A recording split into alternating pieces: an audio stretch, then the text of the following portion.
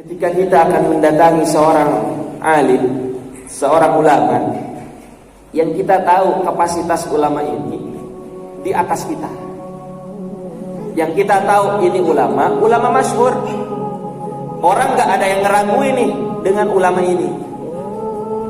Bahkan ini ulama oleh sebagian ulama yang lain dianggap ini ulama seorang wali. Maka ketika kita akan ziarah atau berkunjung atau silaturahim kepada ulama, niat kita mesti baik, niat kita mesti bagus. Nggak boleh ada niat-niat jelek, nggak boleh kita punya maksud-maksud yang nggak bagus, yang jelek nggak boleh. Maka ketika kita punya niat yang baik, tujuan yang baik kepada seorang ulama, niat baik tersebut, maksud yang baik tersebut akan berdampak untuk diri kita. Tapi ketika kita niatnya jelek, tujuannya jelek, datang sama ulama, apalagi ulama tersebut wali, niatnya jelek, tujuannya jelek, maka niat jelek tersebut, tujuan jelek tersebut akan berdampak untuk diri kita.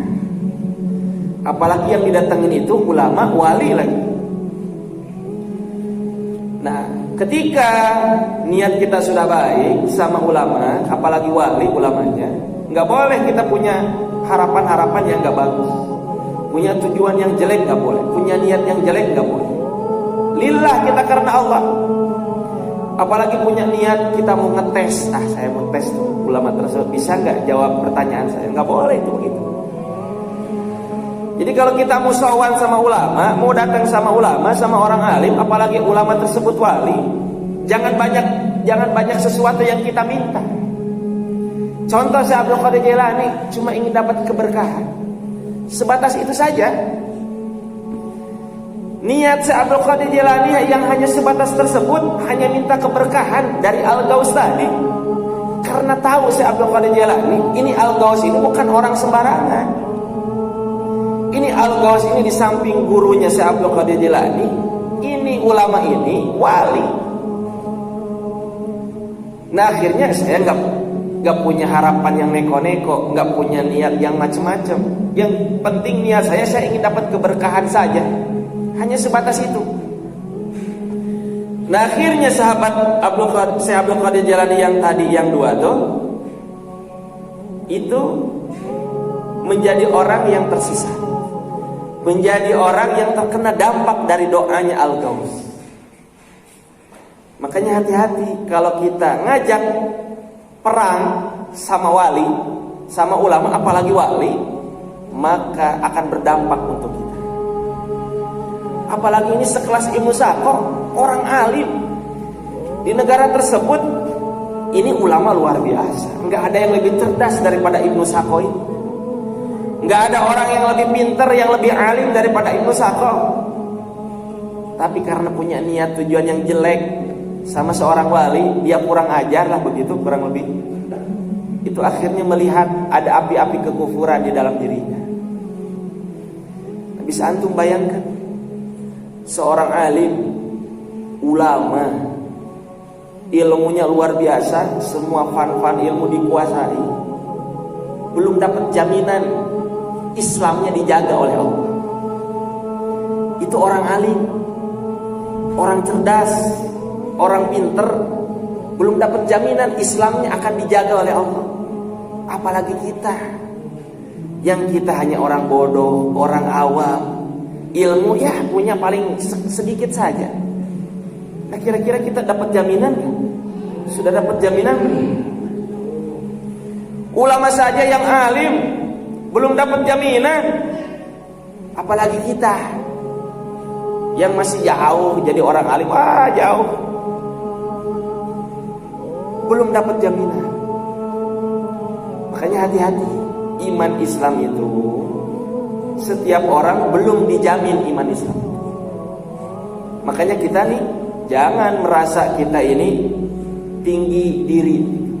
Tenang saja, saya tiap hari ngaji kok, tiap hari saya datangin tabligh akbar kok, tiap hari saya datangin ulama, saya sowan sama ulama, saya gaul sama orang-orang soleh. Tenang saja, iman Islam saya pasti akan kuat. iman Islam saya pasti tidak akan dicabut oleh Allah. Nggak bisa begitu. Jadi kalau diri kita merasa begitu tuh, lihat suatu saat orang tersebut akan tergelincir. Nah ini Ibnu Saqo, orang alim paling alim di negara tersebut, orang ulama yang paling masyhur di negara tersebut, dicabut iman Islamnya oleh Allah. Gara-gara apa? Hanya melihat perempuan, diuji oleh perempuan, luluh tuh. Diuji oleh perempuan, agama bisa hilang. Apalagi perempuan tersebut Nasrani lagi agama. Dia rela ngorbanin agama Islamnya. Dia rela merontokkan ilmunya. Dia rela meninggalkan status keulamaannya hanya untuk seorang perempuan Nasrani. Coba bisa antum bayangkan. Nah, untuk bila kecelakaan yang besar. Makanya hati-hati. Ulama saja, orang alim saja, belum tentu iman Islamnya akan dijaga oleh Allah. Belum tentu iman Islamnya akan selalu kuat, akan selalu ada di atas, belum tentu. Makanya kita meminta perlindungan setiap saat kepada Allah untuk menguatkan iman Islam kita, untuk supaya menjaga iman Islam kita jangan sampai dicabut, naudzubillah. Kalau sudah sampai dicabut, rugi kita dunia akhirat. Makanya kalau kita nih setiap hari merasa, nih saya nih setiap hari kok ngerasain saya sudah menjadi orang baik, nggak pernah maksiat, nggak pernah dosa, saya berusaha jauhin tuh maksiat, saya berusaha jauhin tuh dosa. Nggak mungkin kalau sampai dicabut iman Islamnya, nggak tentu juga itu. Belum dijamin juga kita. Tenang saja, saya tahajud rajin, duha saya rajin, sholat 5 waktu saya berjamaah terus, puasa saya jalanin, Senin Kemis saya istiqomah kok, nggak pernah saya tinggalin. Belum tentu juga iman Islam itu tetap dalam diri kita. Ini sudah ada contohnya Imam Ibnu Saqo, apalagi beliau sahabatnya Syekh Abdul Qadir Jailani.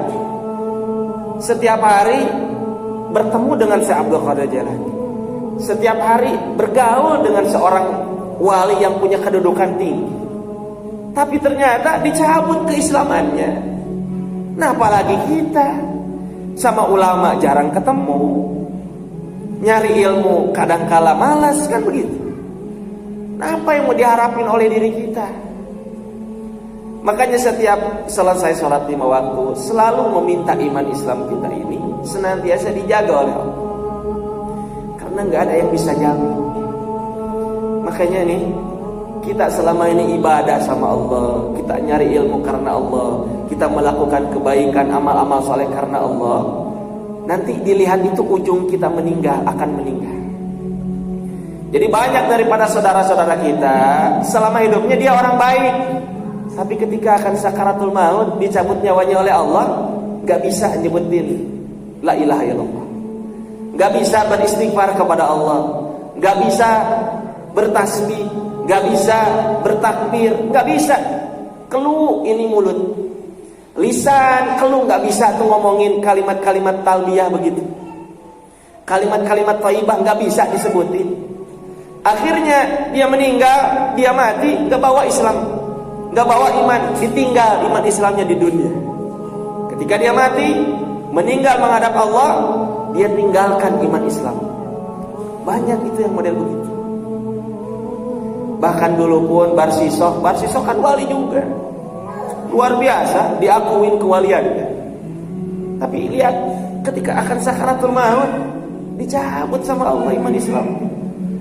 Itu yang sudah sekelas wali. Sudah sekelas wali saja bisa dicabut iman Islamnya, apalagi kita orang bodoh, orang awam.